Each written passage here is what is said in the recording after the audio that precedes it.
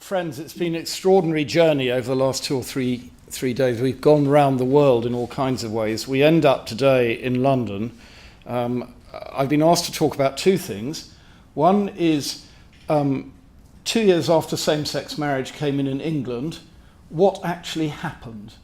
And I've got the facts and figures, and we can talk about the sort of people who got married and what all that's been about. And most of that is rather dry stuff from the Registrar General, but we can tell you what's happened in England. Secondly, to say, well, what impact has that had on the church? And how does this amount to a queering of the institution of marriage, what had been seen as a fortress against gay people, has suddenly been evacuated of its power, and the result is a different kind of institution. And how does that all play out in terms of some themes in classical Christian theology? Where are the resources where you might build a different kind of church in the light of the experience we've had in England over same-sex marriage? I wrote a book about it. I'm not going to talk about why I think it's a good idea. Let's have a plug, go and buy the book. I first got very interested in marriage through somebody who phoned me from Chesham next door because they were in a situation over a trans couple where what had happened was they were being required to divorce. And that took me to Jan Morris, who some of you may have known of, travel writer, who married Elizabeth originally in 1949 and then transitioned in the 1970s. That's James Morris, as he then was on one side, Elizabeth on the other side of the front of his book. As I say, they married in 1949. In 1972, he transitioned and went abroad to transition because no British surgeon would allow for him to do that without having to divorce first. And he didn't believe he should divorce. And then, strangely enough, they did divorce, and then in 2008 contracted a civil partnership in English law. And this couple had a similar experience. They didn't see why they should have to divorce just because someone was transitioning. The feeling was, I married you as a person. I didn't marry you as a sort of cardboard cutout gender, and that the vows which bound this couple together were as valid and could be as valid after transition as they had been before. My other great encounter around that time was with one of the old ladies we have a lot of in Buckinghamshire. I went to a very conservative part of my episcopal area to do something on a Sunday morning, and the day before, a group of us, including my friend and colleague Geoffrey John at St Albans, had published something in the London Times saying that the church had nothing to fear from the proposals that were then being made for same-sex marriage in England. And I thought, oh my goodness me, I'm going to meet some really hostile old people when I go out tomorrow morning. Indeed, up came the lady with the rolling pin and she said to me, now, Bishop, what is this nonsense about gay marriage? So I said to her, well, what sort of nonsense did you have in mind? And she said, well, for example, there was a silly little man here the other week who seemed to think there was something wrong with gay marriage, which was a bit of a surprise and not what I was expecting at all. And then she went on to say, it was very interesting, she said, well, he was retired, so I suppose it's understandable, the next thing she said.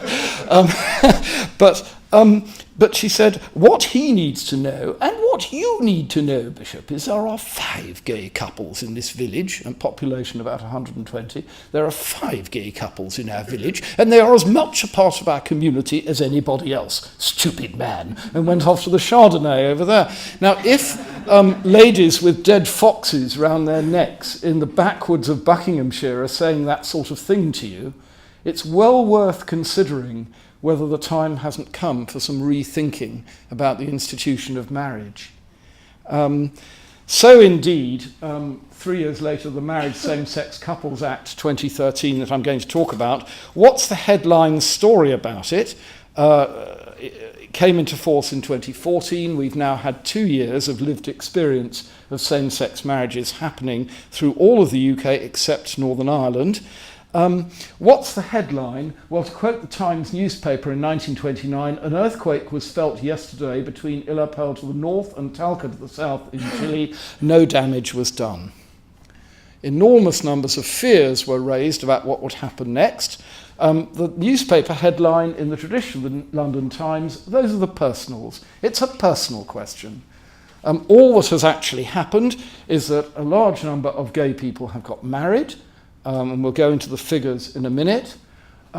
What's also happened is a large number actually of women have got married. It's very interesting. We'll look at the figures in a minute. But the majority of same-sex marriages in England and Wales are actually women, not men. And to a certain extent, the church has been left outside in the cold. This is a young couple who had just married and went for their honeymoon on Holy Island and there encountered a church. And that picture says an enormous amount about what it feels like for many people in the Church of England right now because of the things that are being said about same-sex marriage. Great controversy. Was it Peter and David or who that got married first? But that brings us on to David Cameron's comments. The introduction of same-sex civil marriage says something about the sort of country we are. It says we are a country that will continue to honour its proud traditions of respect, tolerance and equal worth. It sends a powerful message to young people growing up who are uncertain about their sexuality. It clearly says you are equal, whether straight or gay. So that was the Prime Minister on the day that same-sex marriage came in England and Wales. Not everybody was as positive. This is Andrea Minciello-Williams from the Christian Legal Centre, as it's called. It is not compassionate and kind to have laws that lead people to engage in their sins, that lead to and this is what we're being threatened with, the obliteration of life, the obliteration of culture, and the obliteration of family. Now, I leave it up to you to judge whether or not any of these things have happened or there's any evidence of them happening, but those are pretty apocalyptic words, offered, I believe, at a rally in Jamaica against decriminalisation, just to show that all rivers lead back to the sea. Other people, of course, took it differently. Younger people, many of them felt very positive about changes in attitudes to the position of gay people within and beyond the church. It seemed like a perfectly legal and sensible way forward. Just to show that you do get some funny old letters in my job. I mean, I'm sure you knew that I do that, but I wanted to share one response from an old lady who wrote to me from Milton Keynes. This is the most wonderful letter. I understand there is to be a debate in the House with regard to gay marriage. I'm asking you will vote against the motion. Jesus' first miracle was at the marriage in Cana. Would he have ever gone if it had been between a couple of the same sex? I don't think so. Perhaps you could use your powers of persuasion to encourage your other bishops to refrain from voting for it. Just think, if Joseph had gone off with another man on the way to Bethlehem, we would not have Christmas to celebrate. That's a folk response to the prospect of gay marriage. It's not theologically terribly cogent, but oh bless, isn't it wonderful if there are people like that in the world. Meanwhile, not a long way away from me, Councillor David Sylvester, who is a UKIP councillor in Henley-on-Thames, said the scriptures make it abundantly clear that a Christian nation that abandons its faith and acts contrary to the gospel and in naked breach of a coronation oath will be beset by natural disasters, storms, disease, pestilence and war. I wrote to David Cameron in April 2012 to warn him that disasters would accompany the passage of his same-sex marriage bill. But he went ahead. It is his fault that large swathes of our nation have been afflicted by storms and floods. Now, that got me onto the internet, to the Met Office site, and I thought, if you don't want to be afflicted by storms and floods, where is the safest place to be in Europe? This is obviously the place where God approves of the lifestyle of the people there. And I was quite surprised to find the one place there has never been a recorded storm or flood of that sort in Europe is actually, drum roll, Ibiza. Where the people's lifestyle is obviously much more acceptable than it is in Henley-on-Thames, according to Councillor Sylvester. Meanwhile, one of the Nigerian churches in London, the pastor had this to say: how can a man who marries a fellow man produce a child? How can a woman who marries a woman produce a child? If this evil is allowed to stay, there will not be newborn babies again in the world. As the older generation dies, will there be any new generation to succeed them? And he gave the human race 20 years. So we have now until 2034 to see what will happen. I'll give you some of the figures on the UK birth rate in a minute. There has indeed been an extraordinary logarithmic increase of the number of people in the world with access to same-sex marriage. That's the chart that says which countries when. And intriguingly, it's red over this side. And when you look at the map of LGBT persecution around the world, it's red over that side. The two realities are related to one another. It's really futile to say, oh, well, of course we love gay people, really. But, I mean, the maps relate to each other directly. And if you look at the global picture, it goes a bit like this. The first same-sex marriage took place in Holland in 2000. And when you look at the number of people who have access now to same-sex marriage, last Sunday on the global population count, it's 1.396. 589,123. It's about 1.4 billion, or 20% of the human race. So the thought that same-sex marriage will just go away, if we're angry about it, maybe they'll all stop. It's extremely improbable that that's going to happen in the light of those figures. Now let's look at England and what's happened in England. These are marriages and civil partnership conversions of same-sex couples by month, beginning on the day that same-sex marriage came in. And you will see that there was a bit of a peak for latency, and then it stabilised and the conversions kicked in here, and now we've stabilised at a point where by June last year, and I'm afraid these are the latest figures you can get from the Office of Population Census and Surveys, 15,098 people last June were in a same-sex marriage in England and Wales. That relates, 15,000 marriages, that relates to 31,000 people. Looking forward, and I could do with a good statistician to be able to work this out, by 2025 there will probably be about 500,000 people in Britain who will be directly in a household founded on a same-sex marriage, including children of people getting married and including people who will then... So that's the sort of sum of the figures. Now, who has been getting married? These are the age figures for the first year of same-sex marriage, and quite surprisingly, it's young people who've been doing it. There was a theory that it would be lots of old people coming out of the woodwork. Of course, the reason was that many people of an older generation who are gay were already in civil partnerships, and therefore the conversion rate was maybe different. But you'll see that the majority are women, for a start. I'm not quite sure which bit of the book of Leviticus they're breaking, actually. A man with another man in bed with one of them. I'm not sure how you do that if you're a woman. But the trend goes down, and actually the vast majority of people getting married are under 45, with a preponderance of women. Now, in terms of the birth rate, Pastor Adebayo was very worried about whether or not there would be no more babies left in Britain. That is the birth rate figure from the Office of Population Census and Surveys, and you'll see that it took a great hike in 2009 and is now rather higher than it was in 2000.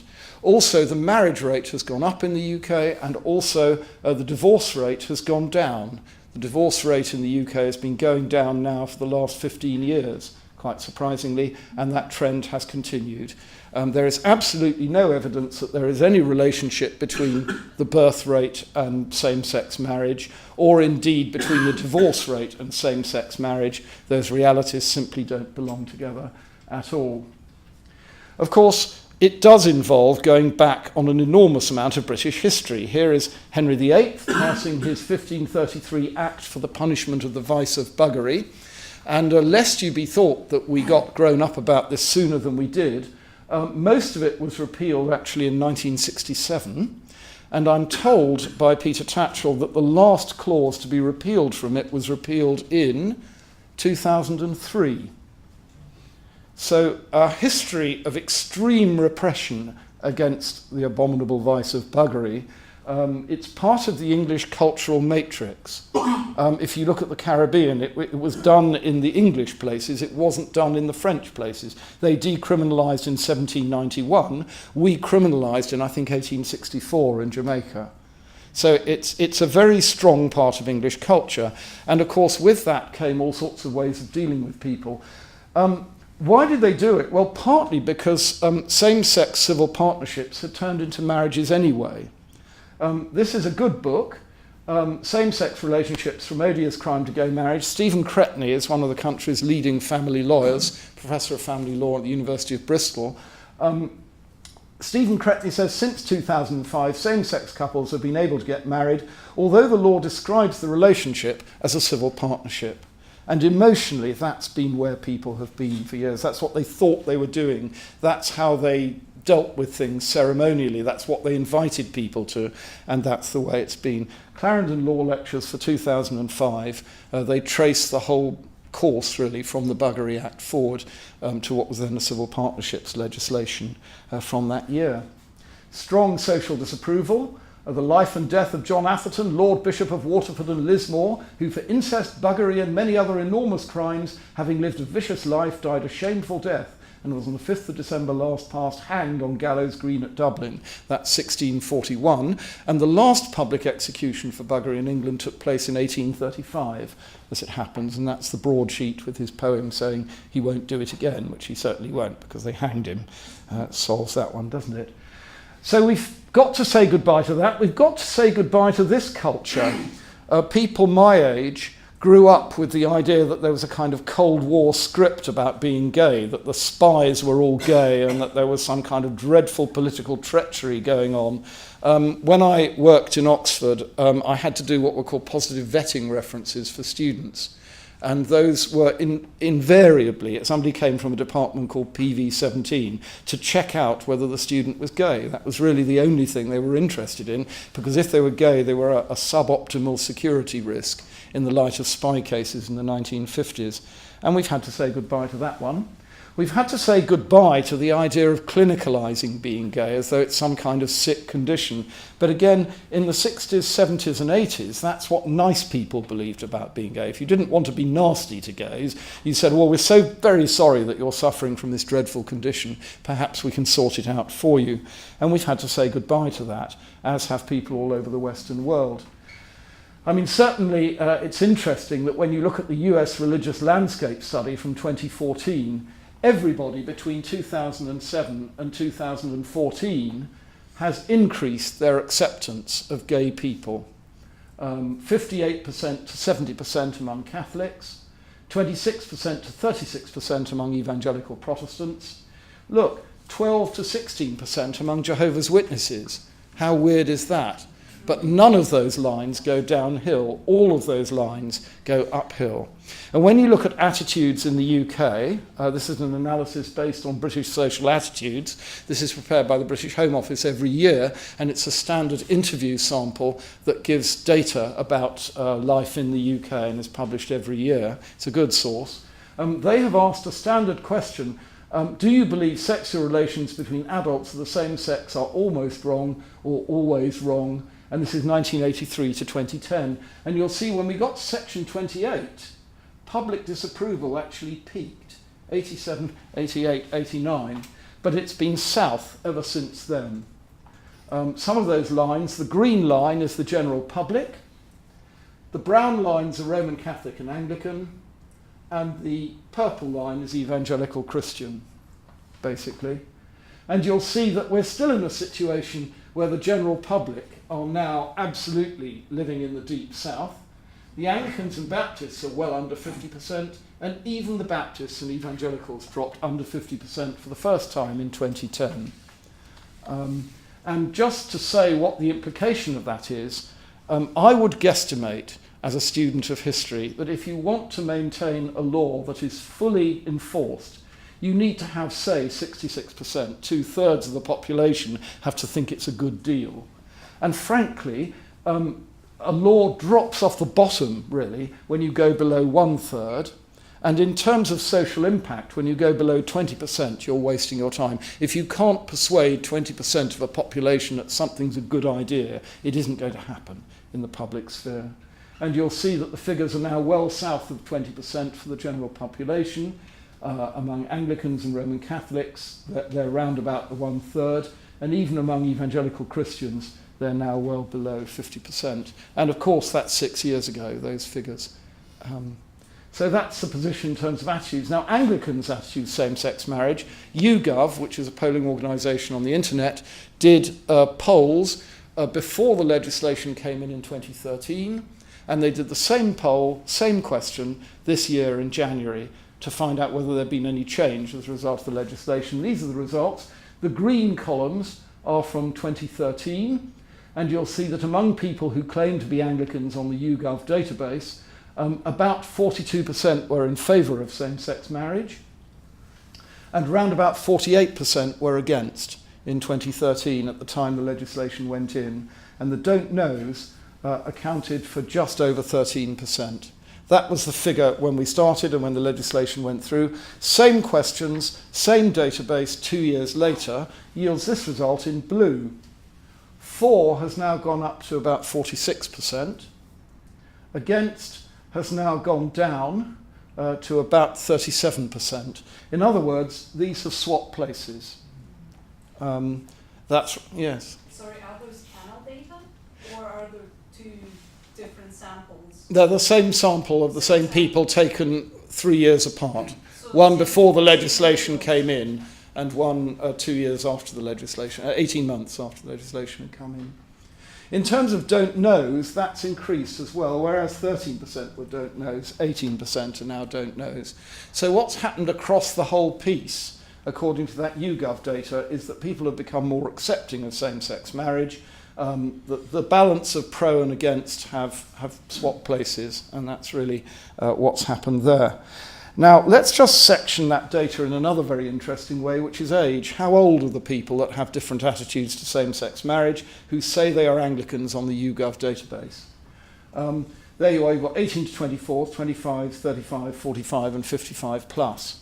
And the way this is set up, blue is against same-sex marriage, green is in favour of same-sex marriage, and the blue-green is kind of don't know, but okay. It's kind of they wouldn't object.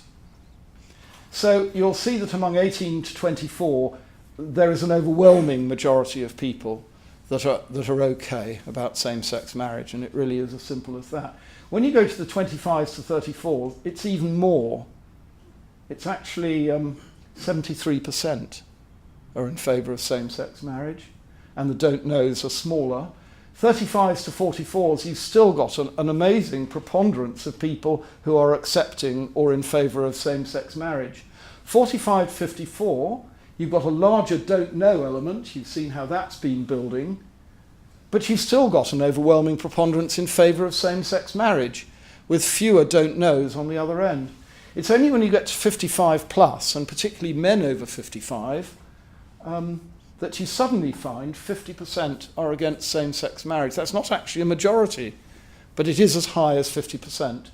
And the other figures that go with it, fewer in favour and a similar number of those against. So the age profile of Anglicans on same-sex marriage is pretty simple and pretty straightforward. Sadly, you may say, the Church of England, of course, is run by men over 55, like me. So, you know, that's why the official line is very different from the line in that age band. But it means that in terms of the turnover of generations, this is not going back. The toothpaste will not be going back in the tube. As the different generations turn over, it is almost inevitable that those figures will head up. And of course, in Britain now, you know, we used to hang them. These are the intake of LGBT MPs into the Westminster Parliament, the 2015 election. And a reception was held and people proudly got their pictures taken. Those are members of the House of Commons elected in 2015. As far as British law goes, no, we don't hang people anymore. Protected characteristics under the 2010 Equality Act, which scooped up a large number of different measures into a consistent law on equality, makes it a protected characteristic: age, disability, gender reassignment, marriage and civil partnership, pregnancy, maternity, race, religion or belief, sex and sexual orientation. It is now in principle unlawful to discriminate on those grounds in England since the 2010 Act went through. Now, it's sometimes suggested that people who are in favour of same-sex marriage are terribly liberal. You know, oh, of course, you're awfully liberal, so you would be in favour. So I had a bit of a shock. I went to Slough, which is in my area, which has a very diverse population indeed, and spent the day with the police when we had problems with what's called the EDL, the English Defence League. This is a neo-fascist organisation who go and protest against diversity in society. Actually, not many of them showed up. Only about 150 of them showed up. But I was in the police control room, and guess what we saw? Among this neo-fascist group, the English Defence League LGBT division. Now, these people are the least liberal people in the world, you know? But they've got an LGBT division. So the whole association of sort of being trendy and out there it's simply nonsense. It's simply human. I mean, these are the most right-wing people. You have a cow thinking how right-wing they are. But there is an LGBT unit. Well, what's it done to the church? Well, it's brought out an enormous amount of latency. To give a couple of American examples, these are two 90-year-olds getting married, having been together as a couple since 1973. And everybody knows that Davenport, Iowa, is actually the most progressive place on earth. You caught my eye there. Not particularly progressive or trendy or liberal, but actually it's brought out relationships that have been going for years and years and years and years, and people have been able to stop lying about them and pretending about them and simply start being themselves. I love this one. This is Louis Clay from 2014 talking about how he married his partner, as far as he was morally concerned, using the American 1928 Book of Common Prayer in 1973. So those latency figures are very significant indeed. I think the debate has taken us back to Adam and Eve, though I think the whole idea that Adam and Eve were married is bizarre, actually, if you think about it for 2 minutes. But you know, it has taken us back to some of the foundational stories that make the Christian faith, and whether or not things really are as easy as that. And the answer is probably not, because when you actually read the Bible, you discover some very surprising things. There are only 5 clobber texts available out of 32,500. There's almost nothing in the Bible about this one. That's the truth. And it's very interesting what there is, but it needs a lot of interpretation. And of course, famous graphic that you'll see on the internet. This is various patterns of marriage in the Bible. The idea that the Bible has always said that marriage is a man and a woman. King Solomon had 700 wives and 300 concubines. I mean, God didn't bring to his attention that he had to get rid of 699 of them. I mean, that's very careless of him. I mean, the Bible turns out to be quite a subtle document that reflects the cultures of the society that produced it. And if you lived in a society where people were multiple married, then that's what went on for the Bible characters. And it really is as simple as that. And it's brought up the question of what is natural. I don't know if anybody recognises that beautiful object. It's Galileo's finger.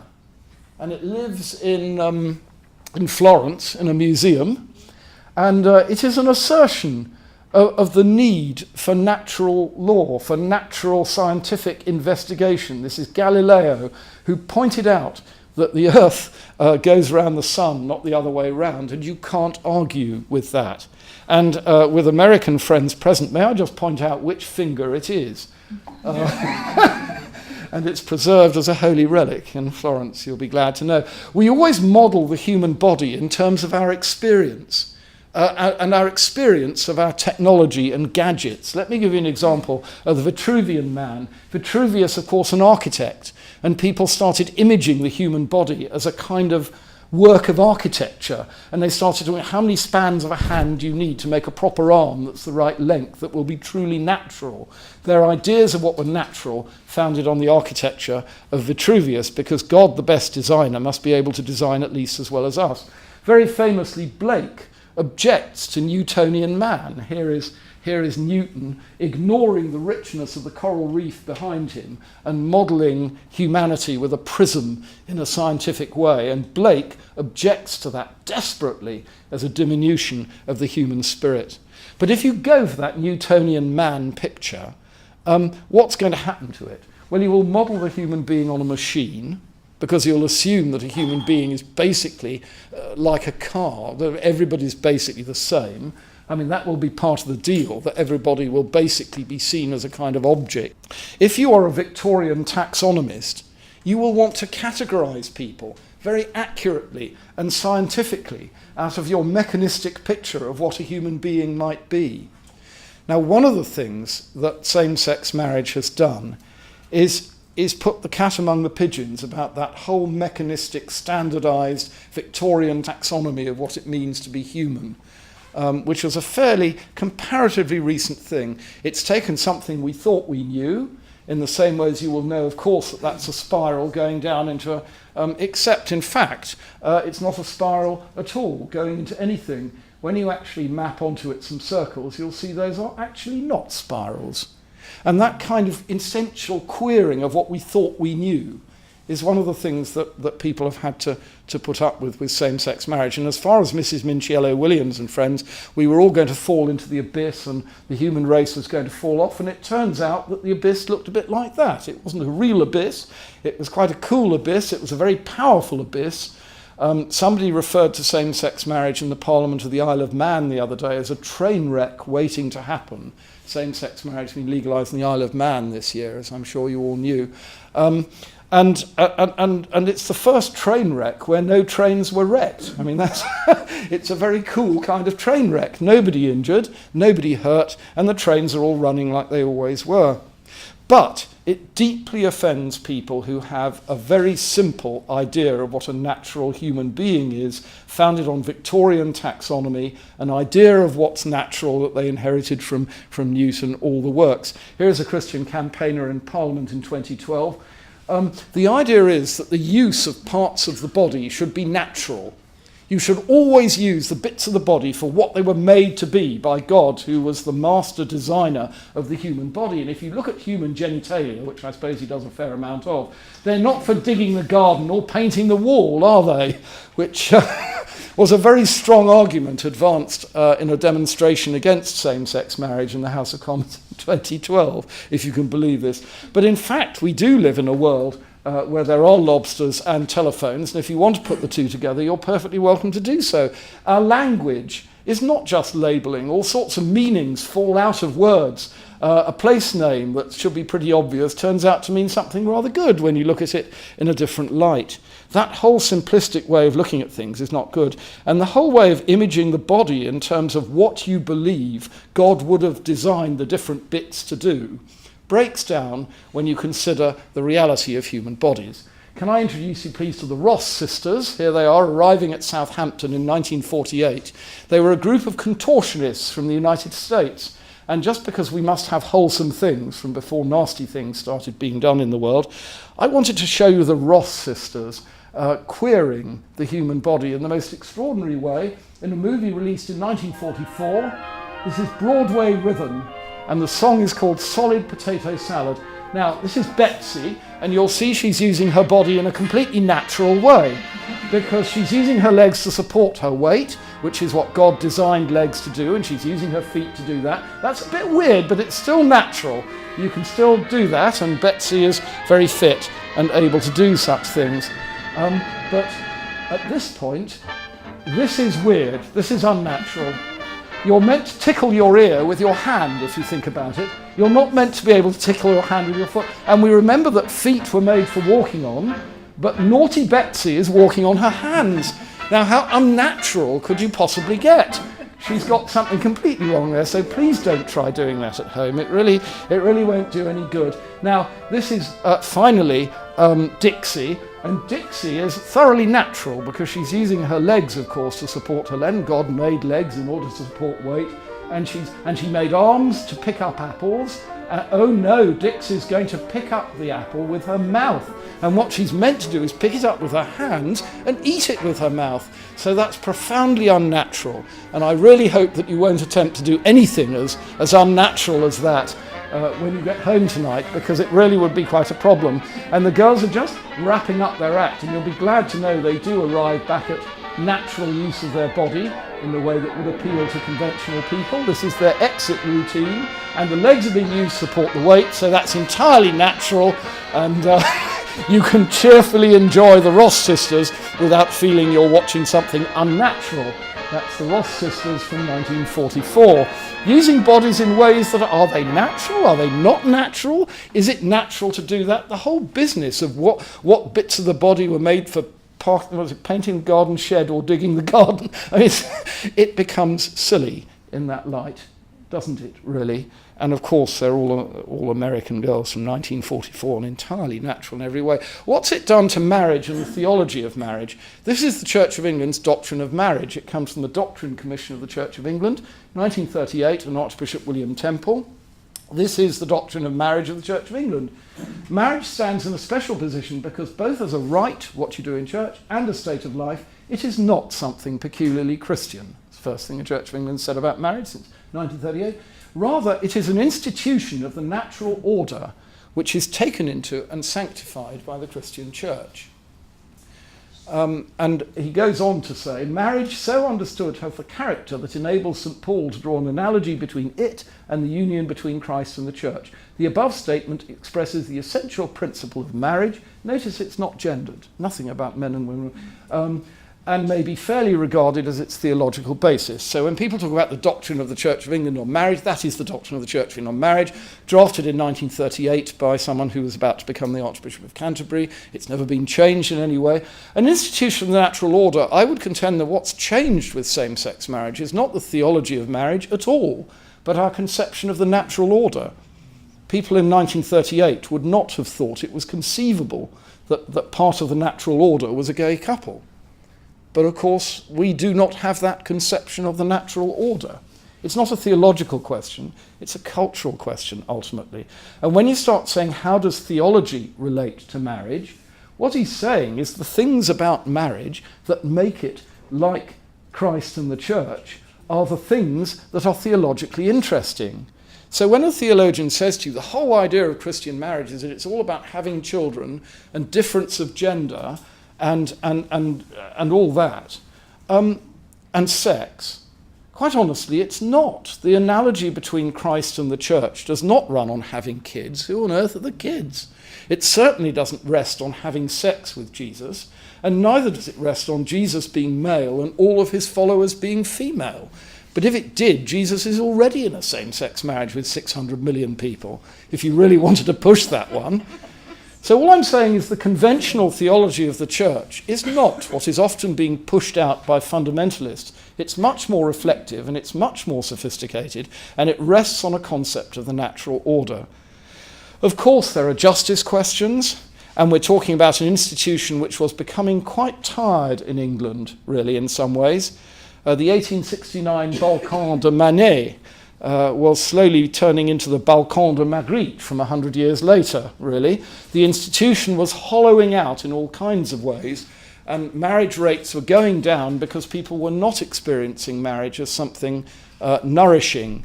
Around the same time as Magritte's picture, family life, of course, was in rude order. Betty Crocker was in the kitchen, all sorts of wonderful things were happening, and marriages were going on. It was the peak year for marriages in Britain, 1952.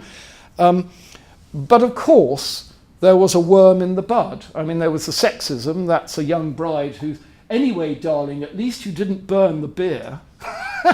And she's supposed to take that stuff from him and put it over his head. And the 1950s, of course, tremendous investment in the nuclear family.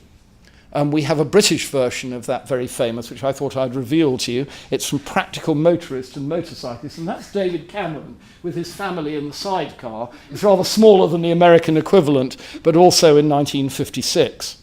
Now, the Church has had, since that time, an extraordinary investment in the nuclear family and a conventionality about marriage. Just to give you some examples from the Catechism of the Catholic Church. Family has been at the centre of God's plan for humanity since the beginning, even if you've got 700 wives. It's the original cell of social life. Interesting comment. God created man and woman to form families. That's why he made people, to form families. And for conception and raising of children. Or here comes another one. The well-being of the individual person, human society, is closely bound up with the healthy state of conjugal and family life. Now, that is the official line, but it's rather different from Jesus Christ. The story of Jesus in the temple, here is Holman Hunt showing Jesus giving his mother an earful in the temple. And he didn't stop doing that when he ceased to be a teenager. Confronted with people saying your mother and your brothers are all asking for you, he doesn't say, okay, Mum, I'm on my way back to, there's no way like the Jesus one. What he actually does is he says, who are my mother? Who am I? He deconstructs the family. And you really don't understand the first thing about Jesus if you don't respect the way that he radically deconstructs the family. Here's Don Cupid's quote on that one. It appears from the Gospels that Jesus was highly critical of the family for strong religious reasons, For him, the call of the kingdom was away from family roles, not into them. The idealisation of the family is a model cultural creation which the churches have validated, and now no modern bishop would dream of publicly endorsing Jesus' views on the family. It's a thought. And for the Church of England, 1757 was a good year because that's when everybody in England had to get married in a Church of England church. That was the good old days. But it didn't last very long before things began to go off. The first thing that happened is in 1778, Roman Catholics were allowed to marry in their own churches. 1757, there had just been Jews, Quakers and Anglicans, and that was it. From 1778, the Catholics were allowed to get married, and they didn't have to use an Anglican church. 1837, civil marriage came in, registration of marriages. 1859, the middle classes for the first time had a Divorce Act that they had access to. That again is chipping away at the institution of marriage that it stood in 1753. 1870 for redefining marriage, a very important year for redefining marriage, because that's the year Parliament passed the Married Women's Property Act, which changed women from being items of property. If you look in the Book of Common Prayer, thou shalt not covet thy neighbour's ox, nor his ass, nor his wife, nor any other thing that is his. And that was the historical way of looking at the position of women in marriage. That was changed in English law in 1870. 1907 is when English law got into the abomination game, because that's the year that Asquith's government passed a law for what were called deceased wife-sister marriages. These are an abomination because the book of Leviticus says that they are incestuous. And the church spent much of the 19th century trying to prevent deceased wife-sister legislation going through, and they failed in 1907. And what happened next? They shut up, and life carried on, frankly. Clergy can still dissent from doing them. I've never heard of anybody dissenting from doing them. But it's the same chapter as the one about men in bed together. It's Leviticus 18. It's just the verse before the one. And it's exactly the same thing. It's an abomination, and that's why the church resisted that particular one. 1937, of course, you've got a Divorce Act, which is much more liberal.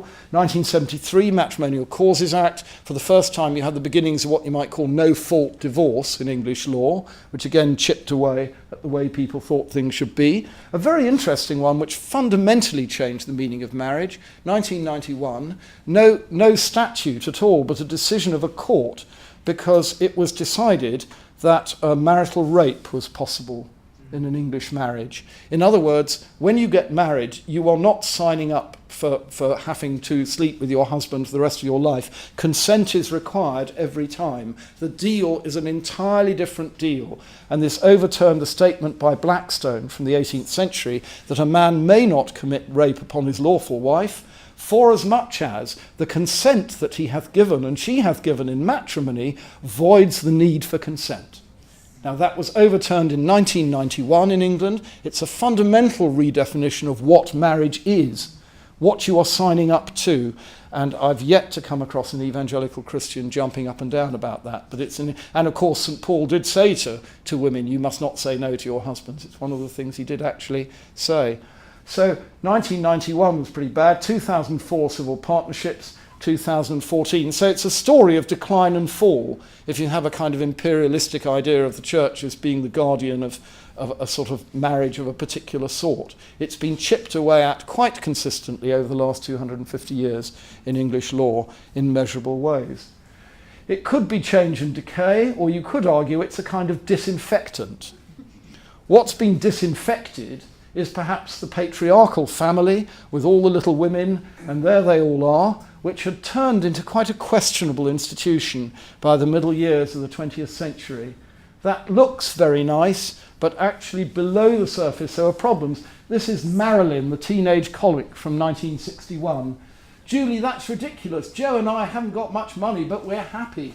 Maybe I was young and foolish. You say you're happy, all this pinching and scraping to make ends meet. You said you were broke. Yes, I am, but I'm rich. I've got Joe and 2 lovely babies. What could be more important than that? But I wasn't convinced. And this is naughty Julie. You're fooling yourself, Pat. I won't make your mistake. The man I marry will be able to give me all the things that I want. And then and the sister says, that depends on how much you want, Julie. I'll settle for what I've got and be grateful. The experience of 1950s marriage was very often one of settling for what you've got and being grateful. And the idea that it was this glorious thing that always worked out okay. Some of those very young marriages didn't. And perhaps one effect of, say, an iconic image like that, that's two young women not getting married in an Anglican church in Nottinghamshire, not a marriage, you can call it anything but a marriage, it's just call it a mortgage or something, that's fine, but you mustn't use the M word. The image of two women getting married actually does disinfect the patriarchal aspect of what's going on. How about theology, and where are the resources to cope, given the way it is? Well, for a start, it makes some of the texts in the New Testament texts of resistance, including texts of resistance to clan, to family, some of the things that we've taken for granted. It puts them back in their proper perspective. Just to give you an example, going the second mile, very often read by nice Englishmen as Jesus saying, be nice to people. If a Roman centurion says, carry my armour a mile, do it twice because you're a nice guy. Of course, that is a text of resistance. What you do is he can compel you to carry his armour a mile, so you carry it too. What's he going to do when you carried it too? He'll say, you've had enough now. And you'll say, oh, no, I'm a Christian, you know. I'll carry it another one if you like. He's going to feel like a complete patsy by mile 3. He's going to feel like an idiot by mile... No, stop, you know. It's a text of resistance. It's not about saying be nice to people. It's about challenging imperial power from the middle, not accepting imperial power from the middle. And that is a very different thing.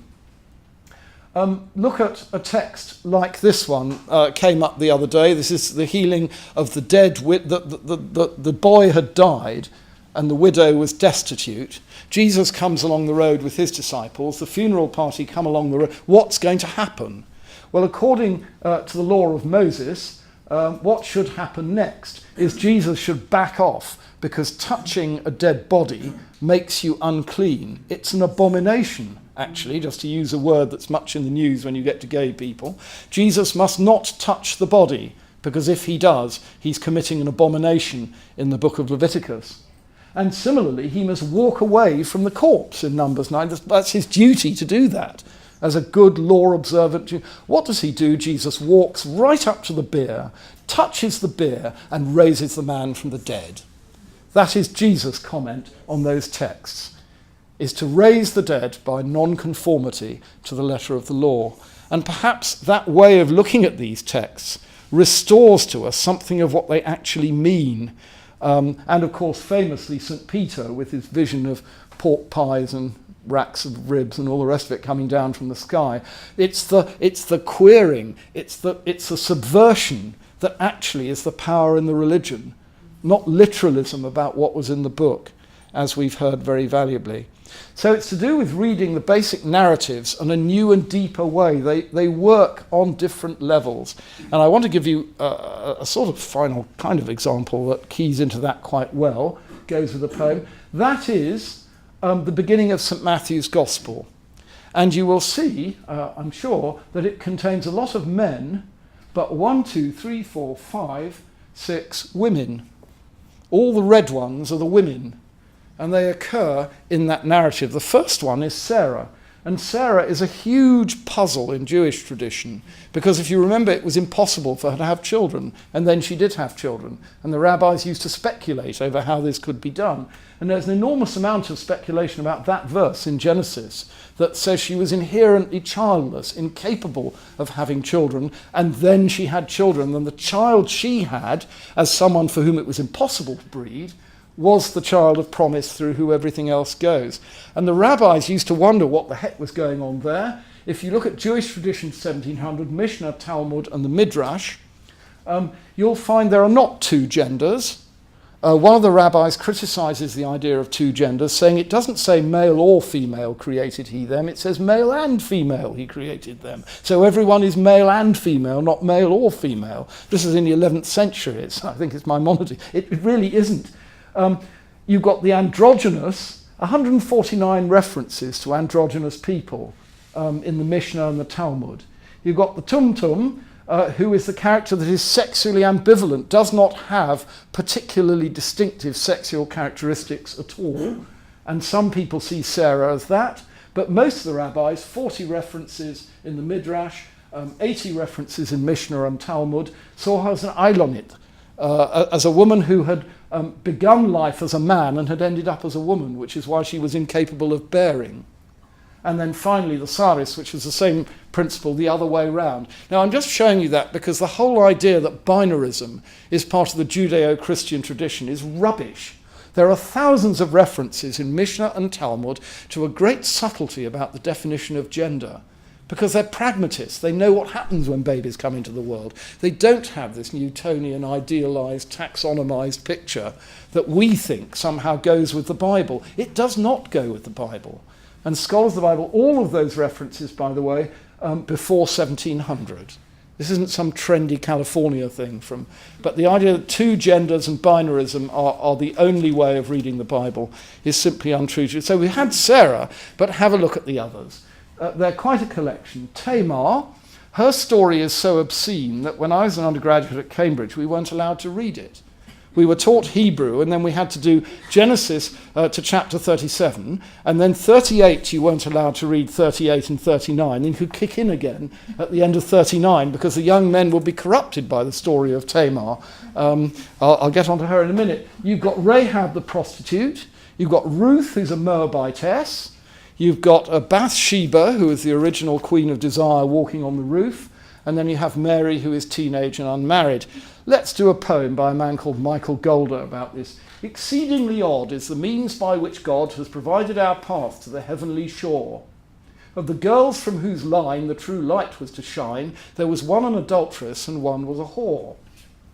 There was Tamar, who bore what we all should deplore, a fine pair of twins to her father-in-law, and Rahab the harlot, her sins were as scarlet, as red as the thread that she hung by the door. Yet alone of her nation she came to salvation, and lived to be mother of Boaz of yore. And he married Ruth, a Gentile uncouth, in a manner quite counter to biblical law. And of her did spring blessed David the king, who walked on his palace one evening and saw the wife of Uriah, from whom he did sire a baby that died, and princes a score. And a mother unmarried it was too that carried God's son, and him laid in a cradle of straw, that the moral might wait at the heavenly gate, while the sinners and publicans go in before, who have not earned their place, but received it by grace, and have found them a righteousness not of the law. Now that is a very rich theme of Christian theology that arises from observing 4 names in an extremely boring list of names that you wouldn't even bother. I hope if ever you read a lesson in church, don't pick that one, you know, it's just loads and loads of begat, begat, begat. So that's what it's done. Where does it leave the Church of England? Well, one of our issues, of course, is about gay clergy, and people object to gay clergy, and what do you do about that? Not many people in England object to gay clergy, but that's where we are. There's a service of blessing problem, which is a very particular Anglican problem. We have services of thanksgiving and commitment. You just mustn't use the B word, because that's what you're not allowed to do. That is a problem. As far as same-sex marriages go, very strong conscience provisions were written into English law at the time the Same-Sex Marriages Act went through, affecting religious bodies and clergy of the Church of England in particular. What's called the quadruple lock. It's about buildings registration, and the whole denomination has to opt in. Lock number 2, no religious body can be compelled to conduct same-sex marriage. Lock number 3, the Equality Act was actually amended to exclude claims based on equality.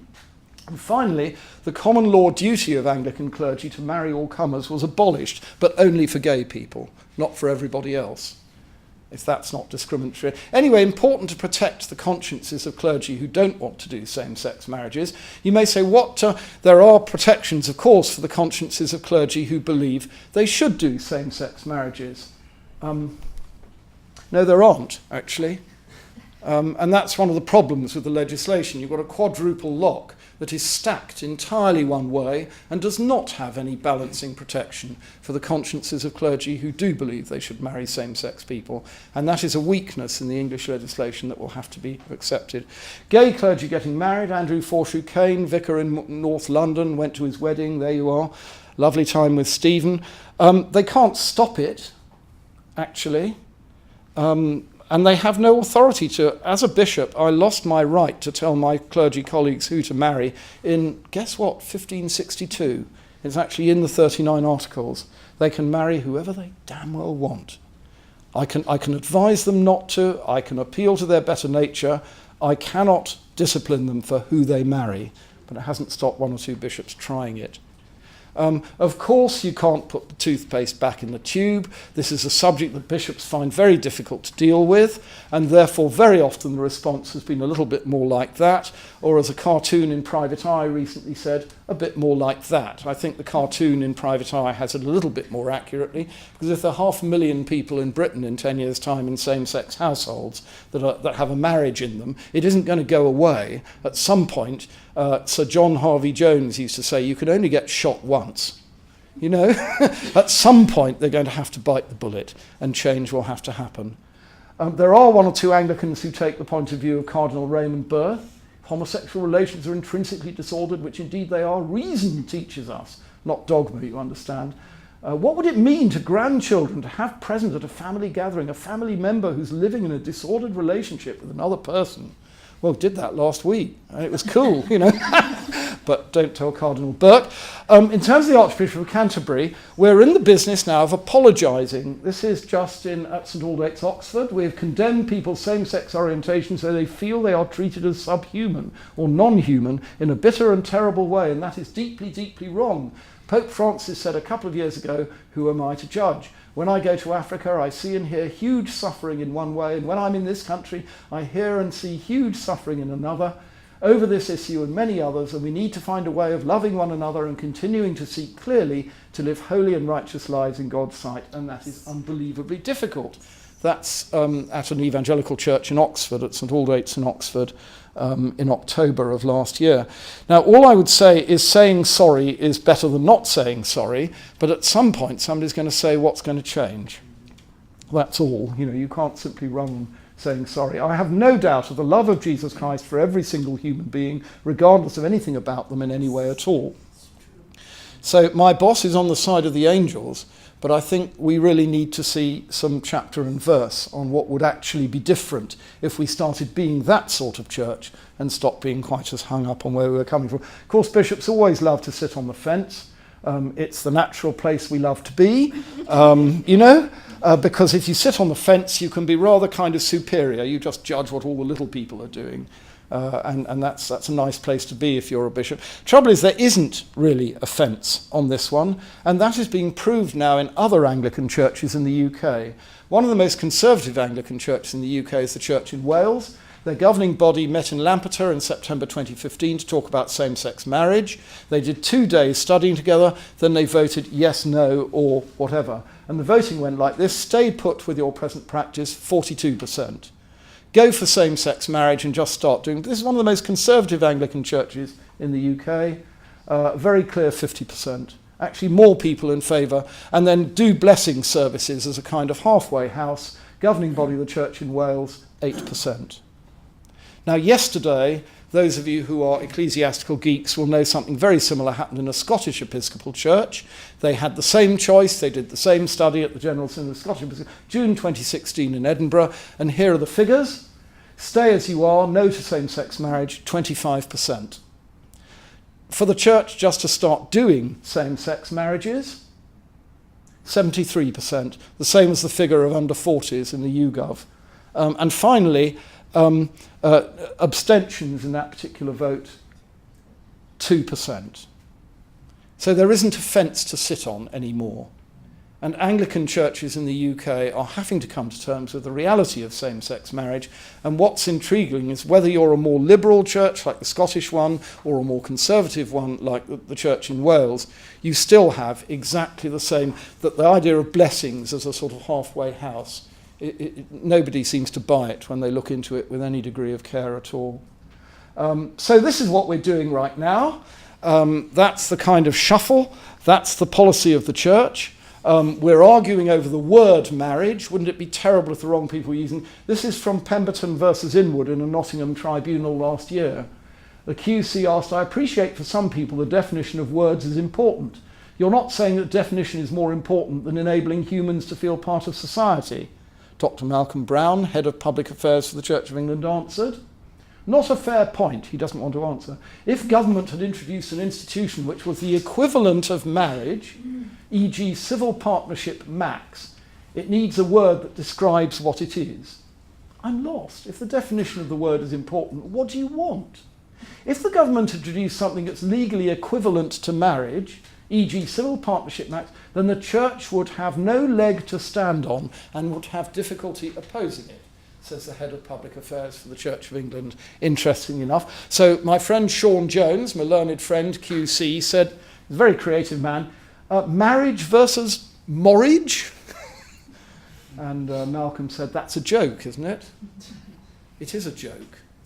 But that's kind of the discussion that's going on right now under the bonnet. So what are we going to do? Well, the old mood music, down with this sort of thing. Careful now. That's still going on, of course, and bishops are very, very careful not to violate that. And we are the home, probably the last home in England, of the good old principle, don't ask, don't tell. Who's fooling who? That's the way to go. It's and as long as you don't know, as long as you don't do it in the street and frighten the horses, to use an old English phrase, it'll all go on, but that'll be all right. Or maybe God does not make a lie. Maybe God wants people to just tell the truth. And maybe that will be another way to do it. Every 10 years we have facilitated discussions. We just got to the end of a whole sequence of those. They're different from the ones we had 10 years ago because the context is different now. Gay clergy are having a really horrible time because there isn't the social disapproval around them, which was part of the deal 10 years ago when we last had facilitated conversations. The shared conversations, of course, two sides. People who are affirming of gay people and not affirming of gay people. We all know that. But there are two other sides, which in my experience are very much larger, just going on 3,000 odd letters that I've had on this subject from people. Side C is people who basically don't like using the word marriage, but want to be very nice to gay people. And they kind of, they say, well, they view it as a pastoral matter, not a theological matter, and they would like just to get it sorted. The ideal thing would be to be anaesthetised for about 5 years and wake up and it's all happened and it'll be somebody else's fault and then we just get on with life. But that's C, and I'd say of my 320 active clergy colleagues in Bucks, a good 150 are in that place. But the most interesting group, looking at those figures for Anglicans, is D. These are people my kids' age who are baffled that anyone's talking about it. If you went to church and they're all having a discussion about whether left-handed women could be allowed to drive in August or something, they'd think it was crazy. You'd have to explain what you were talking about, let alone why it was something to get upset about, let alone the crazy idea you could somehow bring the whole church together by being nasty to one particular group of people who nobody can see anything wrong with anyway. So that D group, which is an overwhelming majority of people under 40 in England, is significant. Perhaps we've been asking the wrong question theologically. The question we've asked is homosexuality right or wrong? Maybe we should be asking, why does a phenomenon that seems natural to most people seem so wrong to others?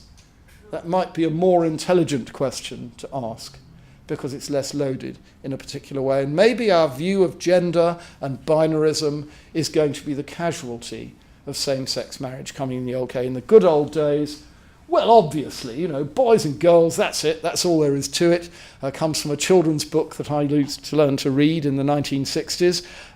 Yes, if that's adequate as an account of sexuality, I'm a banana, frankly. It just isn't. We've got to go for other models that are truer to the experience of being alive. This is one of the ones that's coming out these days. Sex as a physical thing, gender identity as something in the mind, the heart, romantic rather than sexual orientation. It's not about sexual acts, it's about relationships, surely.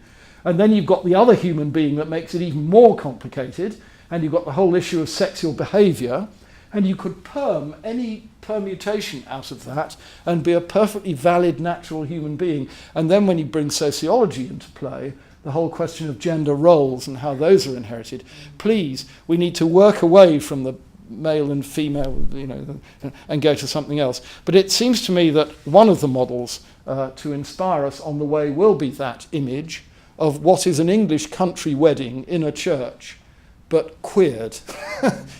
In a particular way that I think is completely creative. I want to leave you with a quote possibly dangerously so, from Tony Benn, and great experience of change in English life as a parliamentarian and statesman over 40 years. It's the same each time with progress. First they ignore you, then they say you're mad, then dangerous, then there's a pause, and then you can't find anyone who disagrees with you. And looking to the future, I think that will be our experience in the Church of England. Thank you very much.